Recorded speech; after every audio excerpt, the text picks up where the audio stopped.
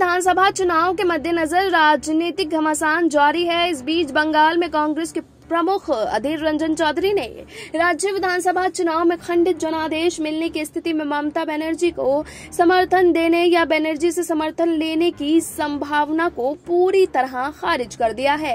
पश्चिम बंगाल विधानसभा चुनाव के मद्देनजर राजनीतिक घमासान जारी है।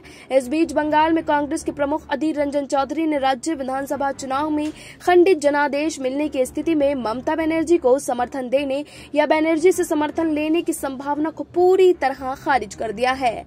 बनर्जी को आरएसएस बीजेपी का सबसे बड़ा और सबसे भरोसेमंद सहयोगी करार देते हुए अधीर रंजन चौधरी ने कहा कि उनकी पार्टी में बीजेपी विरोधी ताकत के रूप में विश्वसनीयता का अभाव है और टीएमसी के कुशासन की विदाई का समय अब आ गया है। बनर्जी पर चुनाव को सांप्रदायिक रंग देने का आरोप लगाते हुए अधीर रंजन चौधरी ने दावा किया है कि सरकार बनने के लिए जरूरी संख्या बल नहीं होने की स्थिति में टीएमसी और बीजेपी हाथ मिला सकते हैं। चौधरी ने आगे कहा कि बीजेपी और सांप्रदायिकता राजनीति ममता बनर्जी की वजह से ही पश्चिम बंगाल में पैर जमा सके हैं। चुनाव के बाद बहुमत नहीं मिलने की स्थिति में तृणमूल को समर्थन देने का कोई सवाल ही नहीं है। उन्होंने आगे कहा कि इसी प्रकार कांग्रेस, वाम और आईएसएफ संयुक्त मोर्चा द्वारा सरकार बनाने के लिए ममता बनर्जी का समर्थन मांगने की भी कोई संभावना नहीं है। चुनाव के बाद बहुमत के आंकड़े से पीछे रहने की स्थिति में तृणमूल कांग्रेस के साथ किसी प्रकार के गठबंधन की कोई संभावना नहीं होगी।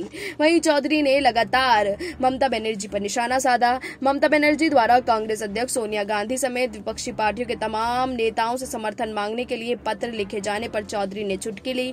उन्होंने कहा कि बीते 10 सालों में ममता बनर्जी ने पश्चिम बंगाल में कांग्रेस को जानबूझकर घाटा पहुंचाया, जबकि कांग्रेस से सत्ता में आने में उनका हमेशा साथ दिया है। अब विडंबना देखिए, वो इतनी घबरा गई हैं कि उन्होंने उसी कांग्रेस के आगे आत्मसमर्पण कर दिया है जिसे उन्होंने राजनीतिक रूप से समाप्त करने का प्रयास किया था। Bureau report SPN9 news.